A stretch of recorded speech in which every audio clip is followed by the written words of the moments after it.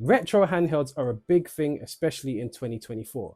We've got two new kids on the block, which is the Miyoo A30 and Anbernic's latest release, which is the RG28XX. That's it, yeah, the RG28XX. So we've got two of these tiny little powerhouses. Some of you are still deciding on which of these two you'd spend your money on based upon your specific needs. I'm gonna go over some of the categories that are important to me. You might agree, you may not. If you don't agree, or even if you do agree, be sure to leave those in the comments below. I wanna know your questions, comments, and concerns. So let the Anbernic versus Miyoo games begin. As fun as it is playing on these awesome devices, something that is just as important is the presentation and how it is received. That whole unboxing, the initial excitement you get when you take it out of the box, you take it out of the packaging, you lift off the cover, you feel the weight of the device and all the little innards that come inside the box. These are all big things that make the experience more fun and more pleasurable. Now, I do like the case that Miyoo have used when it comes to packaging their device. It's really cool. I like the print on there, and I even like this little sort of control pad zipper right here as well, which is a nice touch.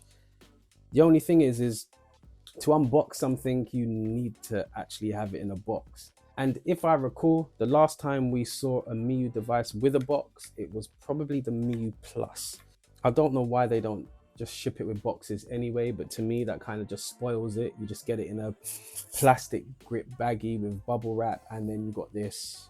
And it's not a question of if it's safe or not per se, it's just that's how you get it. It's in there, and that's the unboxing experience. And as boring as it can be with Anbernic and their, you know, their black and white boxes, it doesn't take away from the fact that it's more pleasurable, it's a better experience when it comes to actually receiving your products. Anbernic, you take the win. Now, both of these devices are extremely portable and pocketable. I mean, you can, as you can see here, I can just shove them into my pocket. They both fit in there, although I wouldn't advise putting them in jogging bottoms because they'll probably fall out, which you will see here. Yeah, they're both extremely pocketable, both extremely portable, and I mean, the difference in size is really negligible, to be completely honest with you. I'm gonna say that maybe the Miyoo A30 is probably just a few mil longer lengthwise, give or take. Widthwise, they're pretty equal, probably the same. And as for the cases, I think it's funny because I think the Anbernic case is just a little bit wider. But I mean, even with these cases, I mean, you wouldn't want to put them in the cases and then in your pocket, but you could shove them in a little bag. And yeah, so I think on this one, I'm gonna say portability, I'm gonna give them a draw. So let's talk power and performance. I think from PS1 down, both these devices do a fantastic job of it. You might have your little hiccups here and there on some of the PS titles or even some of the SNES titles, which is quite common anyway. But if we look at Dreamcast and N64, I'm gonna say performance-wise, the RG28XX has the lion's share of that. It does a really good job of it, and you don't need to tweak it nowhere near as much. In fact, most of the games that are on here already, I'll pick up and play out of the box straight away. Whereas with the A30, you're gonna need to be messing around with some of the shaders options and upscaling it, and that's just not pick up and play out of the box, which is something that I don't particularly like to do. But there you have it. PSP though does relatively well on the A30. I don't know if it's a better performer in that respect to the 28XX. I think they're probably about equal. But yeah, I think when it comes to power and performance, the chipset on this, which we already went through with the specs, buttons and layout. Right now, my preferred use, even though the RG28XX has smaller buttons and a smaller D-pad, and the triggers are quite clicky, personally, I prefer using them. I'm not really bothered about the sound. They feel sturdy enough and they feel pretty tactile, and I like that. I mean, the face buttons, yeah, they're small, but I can manage with it, and that's fine, and it works relatively well. Now, if we go to the A30, it's a lot more quiet with the triggers. I do like that, but I don't like the way that they feel when you're using them. Personally, I think they're just a bit too mushy and too squishy, and I don't enjoy that. However, the face buttons on here, they're a lot bigger. They're easier to get on with. I'm just gonna say it. They're easier to get on with, and I do like the fact that they're a bit matted. And also you do get your analog stick. Now, with the systems that these devices have on them, I'm not fussed about having an analog stick on there. I mean, it definitely makes things a bit easier when you're playing like, you know, your N64, Dreamcast, and even your PSP titles, great. But I don't think it's a deal breaker for me. But because of how comfortable these buttons are in comparison to the 28XX, I think the Miyoo is gonna take this one. So they both got a 2.8-inch display. I mean, if you wanna see what's on paper, 2.8-inch, 2.83-inch. Meaning that the Anbernic may be slightly or ever so bigger. The performance in regards to the display, I think that, especially when it comes to being outside and in daylight, maybe it's just the units that I've got, but this particular unit definitely outperforms the A30, and it does a great job at night as well.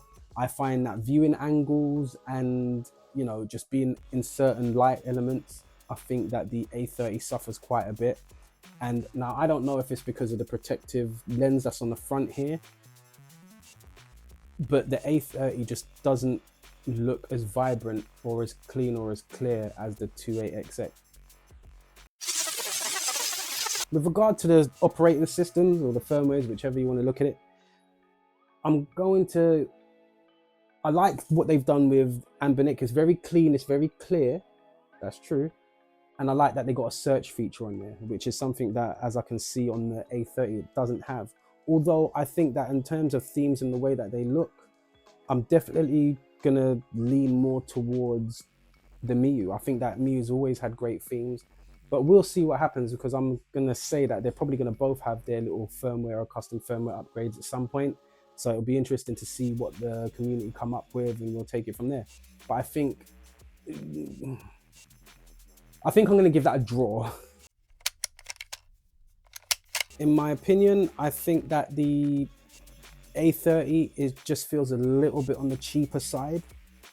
It's like they're not using strong enough materials, especially as far as the triggers are concerned and the way how squishy they feel. Whereas I think that the Anbernic 28XX and Anbernic always being known for more robust devices, I think that this is a lot stronger and a lot sturdier. It just feels that way. Maybe because it's a slightly shorter in length, I don't know. But this just feels a little cheaper, like they use cheap materials made. In terms of the way that they look, I'm not a massive fan of the color choices that Miyoo did have on offer. I much rather prefer the old DMG style, and even the gray with the purple buttons, that one just looks gorgeous. Out of all the colors with the Miyoo, I think that this one, in my opinion, is the better color to go for, which is the black on gray, which it looks quite nice and the buttons don't look too shabby. So I think overall on that one, I'm going to give it to Anbernic. RG28XX, nothing. Miyoo A30, got Wi-Fi. 2600 mAh, 3100 mAh. Both of these devices do have their good and their bads. Overwhelmingly, in this occasion, the Anbernic is the mini powerhouse that you probably want to go for, especially if you want to get that sturdy build quality and that great display. However, if you want to compromise on controls, then maybe the Miyoo is there for you to get. The A30 isn't a bad little piece of kit. I just wish that Miyoo would put enough pride and time into the construction of this. I mean, if 4 years isn't enough for the likes of Miyoo to be able to get it right, I don't know what is. I mean, let's not forget, there's already been 2 previous Miyoo devices that have been put out there, and both of those did pretty well, especially the first one. So it's not to say that they don't have enough funding to be able to make a device that has decent build quality and a decent display that will enable them to be able to compete with the likes of the Anbernic RG28XX. So yeah, these are just my views, my opinions on how I feel about these 2 devices. Guys, let me know your questions, comments and concerns below. I want to know what you guys think, what you're choosing and why. Guys, I hope you liked the video. Take care, stay safe and peace.